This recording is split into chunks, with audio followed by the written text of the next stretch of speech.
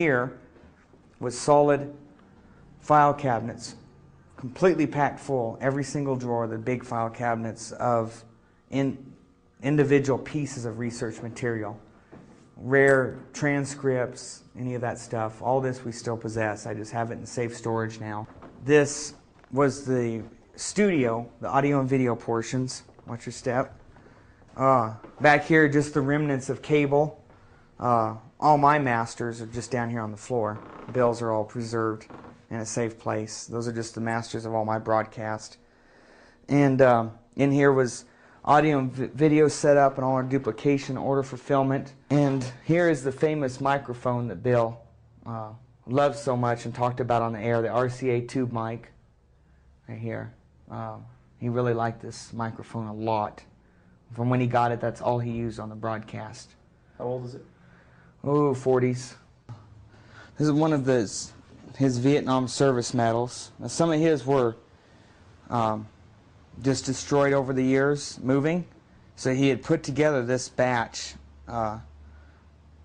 prior to his death because he wanted to kind of make it an assemblage of the medals that were over there at the time that people were earning for the Qua Viet website. And this one's the Republic of Vietnam's service medal. Here's the Commendation Medal. And above me you see the ribbon that you wear. This is really for decorative purposes only. And historical, really, you don't ever wear these except for when they're pinned on you and you take them off. This one right here is Naval Service. And here is National Defense Service Medal. These, some of these pieces down, well, all these pieces down here were some of Bill's favorites that he had in his work area on display. That was his Say No to the UN plaque he got from the Lansing, Michigan speech. That tape will be familiar to many in the audience. Because when I'm here, I'm just Bill Cooper. I'm talking to you from my heart. When I'm on the radio, I am on a mission. And that mission is to slap people upside the head and wake them up and even make them hate me, if that's what it takes to get them to go examine what I'm telling them to find out that it's right. You see, I don't care how it's done as long as they wake up. And if I have to be the bad guy that they're going to hate for the rest of their life, that's okay with me if I wake them up. And Bill of Rights from a very old print, and they fixed it to that wood placard and gave that to him, some of his friends. The Saint casting out Lucifer. That was by the kitchen. This is one of his all-time favorite records ever. Love is a Gentle Thing. Here's a nice reproduction of the Declaration of Independence for the States of America. And here's a leather embossed plaque that Eva and I had gotten Bill for his birthday back in 1999, 2000, one or the other. It's the prayer at Valley Forge from the famous painting of George Washington praying, asking for guidance. Is this copper engraved plate and raised of JFK, John Fitzgerald Kennedy, the 35th president. This is one of Bill's favorite pieces, hung in the hall entryway of the house. I don't know where he even got this, but he really liked it and made sure it was always up wherever he moved.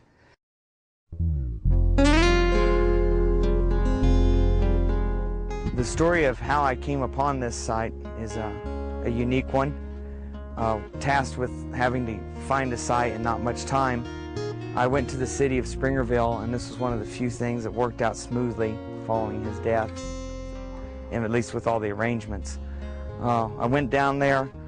The city personnel in Springerville knew my situation and why I was there. They gave me the funeral plot on a handshake and let me pay it off a month later.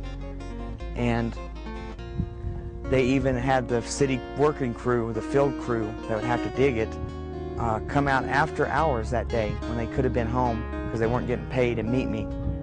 It's an old cemetery, basically a very crude mapping system because of the age of the graves. I met Tom, the city crew member, right down there at the entryway, and I parked. He was behind me. And I got out of the vehicle, said, hey, let's take a look. And he goes, well, let's just start walking around and see what you think. And I saw this elm tree here and was drawn here almost like magnetically. It was really strange. And the hair on my neck almost stood up the whole time. And I walked with a purpose straight to that tree and then looked over here and walked straight to here. No hem-haw, skipped a lot of space. And I look out here, and it's the exact view that Bill loved in the mornings, afternoons, whenever, but afternoons is favorite. It's the same view we had from his back porch where we would barbecue and sit and listen to shortwave radio at night and watch the sunset and the snow, and just beautiful. He loved it. He talked about it on the radio often. So I'm standing here, I'm looking at this, and it's amazing. I'm still getting this chill feeling. And I look over like this, and there's Bill's house, perfectly in line. And this is essentially the exact same elevation and line of his back porch where he always sat and enjoyed the view of this valley, the round valley here. And I said, well, what about this spot here? And he says, oh, I think that's taken. So he pulls out this map, a lot of it hand-drawn and added to. And lo and behold, he goes, well, I'll be dang, there's 2 spots open here. I thought they were full. And I said, I want this one no matter what. The gentleman, Tom, he circled the area with cones and parked a vehicle here and notified the city crews that no one was to get this spot because it was for Bill. And that's pretty much how it happened.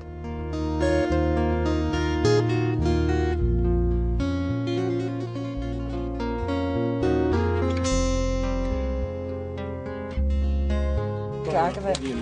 Here's North Carolina. Okay, so there's at least Okay, a description of North what's Carolina being put down now. writing down what's the place used to go. These are from Michigan. Okay, now we're getting These ones. are Petoskey stones. Petoskey stones from Michigan. Yeah, they're from I believe this also came from Lisa. It's from a rock from Washington State. Where's that one from? Vermont. Both? Yes. Tumbled flint from Ohio. Flint Ridge, actually, no less. So. This is from Chicago, Illinois. Crack around already. It is a geo. Oh, Look at that. wow. Probably due to the light and circumstances, the research he was involved in and what he was exposing, I have no doubt he is in a much better place, not having to mess with this anymore.